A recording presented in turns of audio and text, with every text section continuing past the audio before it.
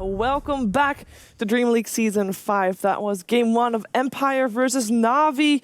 First series, first game of the day, and before the game started, we said, well, if Na'Vi is not going to win their lanes, if they are not ahead the first 20 minutes of the game, they're not going to make it.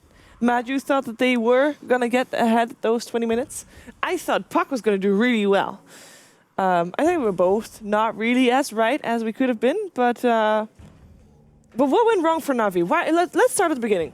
Just to start this off, Na'Vi lost. Didn't mention that yet. They lost. Why did Na'Vi lose the first 20 minutes of the game? I mean, in theory, we were right because, I mean, we're predicting results, but you can't really predict how the players are going to play. I mean, they were supposed to win the lanes, and they didn't. That's not something you can predict. They were supposed to win the lanes for sure.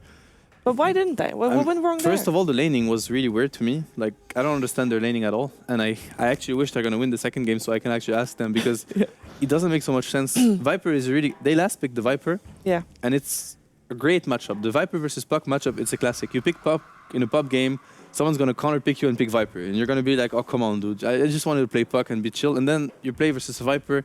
You just... Viper wins. He destroys you. And that was a Viper with Aura, Draw Aura. And they actually decided to run the Draw mid. To give a Viper a bad lane, I mean, I don't think Viper is good versus Prophet at all.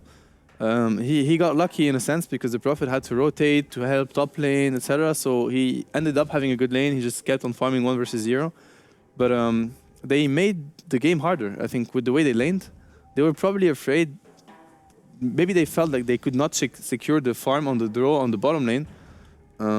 But I think it made everything very difficult for them. So the only good lane that they had, sort of, was the sort of Bane Batrider lane top, where they were often there, but the moves didn't go their way. Like, I think they mis-executed or something, but they ended up feeding a lot of kills to the Spectre instead of pressuring him.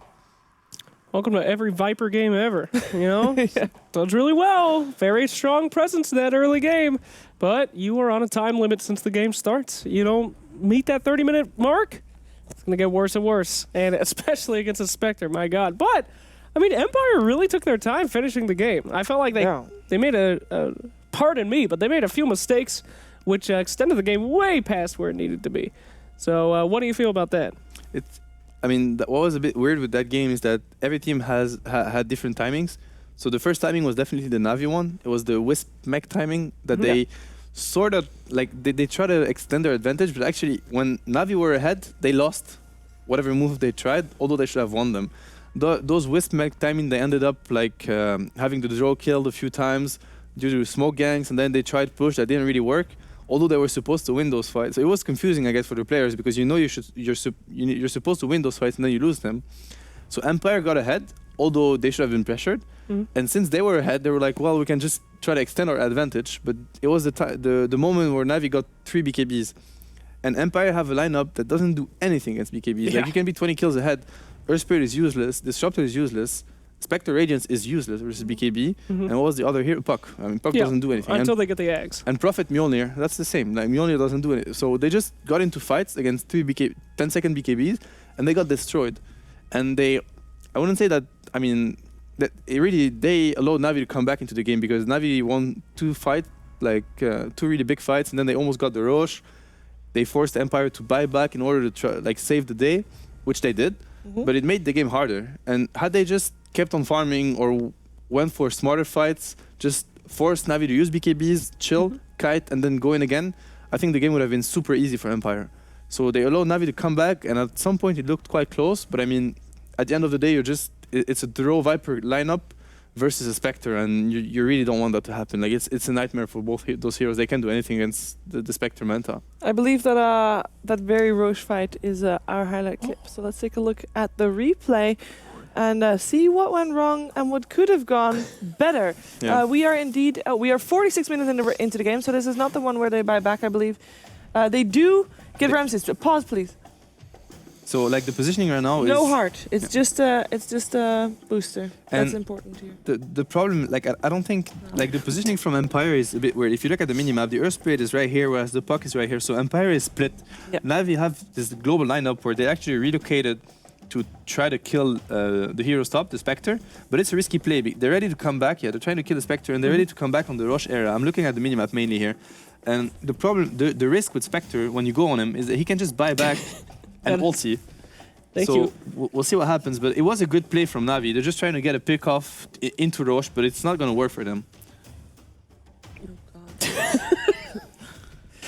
All right, here we go. They're trying to get their Ramses right here. And that was really close, actually. He almost survived. They do get this guy, by the way. Oh, this is such a sick play. Yeah, that's man. a really big play by the Batrider. He's gonna Senekio gone. last hit the Spectre with the flame break. It was really close. And here we go. Oh, this flame break is so good. Here we go. It's really good, and it's just a prediction because he's out of vision. Like he's in fog of war. If he had a heart, he would have had enough health by now to. He would have to live survived with through heart. it. In that game, I really think heart would have been better than butterfly for the Spectre. But that's the issue though. Like now it's a really tough decision for Navi. Like do they still commit to the Roche or not? Because the Spectre has Haunt and he probably has buyback. They don't know that. And same goes for the Prophet. That's the power of the lineup. And usually a lot of teams abuse the Spectre, like die into buyback ulti, and that's what he does. And Navi can't do anything against it. Like they have CD on some BKBs, the Vipers are really low. Like this fight is lost for sure, and that's the dire advantage for you. Like they're so close to this Roche area, and it's not worth it for Navi to buy back and just run all the way back to the Roche pit. It's not gonna happen. So they know that although they did something good, they lost the fight and they're gonna lose the Aegis. And even by the time they realize, oh my god, this fight's not on that we should take, they can't run. You can't run from an Earth Spirit or from a Disruptor or from a Spectre or from an Aegis Prophet or from a Puck. Like they're all so mobile. Or they have so much global control. Yeah. It's really hard. You need BKB. With BKB you can do whatever you want, but when you have BKB on cooldown, you're gonna get coiled, you're gonna get, I don't know, stunned by the Earth Spirit, the dagger from the Spectre. Like, it's so much control that you can't really deal with it, and that's pretty much what happened. Like Navi, they have this 5 to 10 seconds phase where they can fight when they have BKBs on, and then run for your life. That's pretty much it. It really is. It's true, it's true. Well, I mean, that's just not going to happen, though. I mean, these are two CIS teams. They're rivals. They're not going to wait for the BKB to go down. It's just a fight at all times. But it didn't work. It did not work. And the Puck Aghanim's was really crucial in that game. Oh, yeah. It's the only way the Dire team had to deal with the BKB. Yeah, it's really important. The draft went really fast, right? It did. It seemed like both teams really knew what they wanted to do. There was one moment right after I said, please slow down. Coincidence or not? They heard you. It was actually Empire that thought quite a bit about if they wanted to pick up the Spectre at that specific point. Now, when two teams draft as fast as they did, what does that normally say about the game that's going to happen? I mean, it depends. Usually they kind of have a plan in their mind. So Navi definitely had a plan. Yeah. And Empire were like, I think they hesitated on the Spectre because it was a double-edged sword. It's like, because Spectre is very greedy. You play versus a team that they want to win lanes, and then you pick a Spectre that's like the weakest laner ever. So you're like, either we get away with it, and we're going to win the game for sure, or we don't, and we're going to lose very fast. Do you feel like they, with that Spectre pick, kind of already said, like, we're better than you, so we know that you're not going to get your timings right? It's rather we're not scared. Like, sure, you plan on winning the lanes, but we know how to play around it, so whatever. Like, go for this. It's a bit cheesy, right? You play that Throw, Viper, Wisp lineup, it's very cheesy. They have that window that they can use to win the game, and if they don't, they're going to lose. Obviously, in that game, it was a bit more complicated because of what happens, but in theory, it's that. And Empire were like, well, we can't try to get away with a Spectre pick, which they did, but it could have looked really bad for them. Like, if they just lose all the lanes and they don't really have damage early game, and Spectre doesn't do anything versus a Viper 5-man lineup, you don't really, sure, you're going to hunt, but that's pretty much, you're going to get very minimal amount of damage, and the Radiance is a very, like, costly item, so... Techies is the hero you pick when you think that you're better than the other team. Yeah. If you say, I'm better than you, you go for a Techies Elder Titan. That's as insulting as it can be. Yeah, right? The Techies Magnus, Techies Elder The Titan. Techies, That's pretty... That's insulting. A Spectre is a sign of respect. I mean, you're bringing out the ghost. For sure. Okay. Yeah. I did not get the memo that was the case. No, Techies would have been Look at me none with of such it. disdain. No, I think Empire were just confident, and I mean, rightly so. They did yesterday. They were like, why not? Yeah, whatever. We can play around that, and they did. I hope they play a little better though. Yeah. I mean, after they made it through that initial point, it should have been a lot cleaner of a cut. It wasn't a clean game by any means. Yeah, for sure. So what's going to change for Navi, because they had a game plan and they kind of I guess drafted themselves into a slight corner where they had that one specific go time. Mm-hmm. So are they going to try to do that again and then execute better, or are they going to try to have a more versatile draft? What would be the way to go? I think it was more about execution than it was about drafting. Okay. They could have won with that draft. I'm pretty convinced they could have.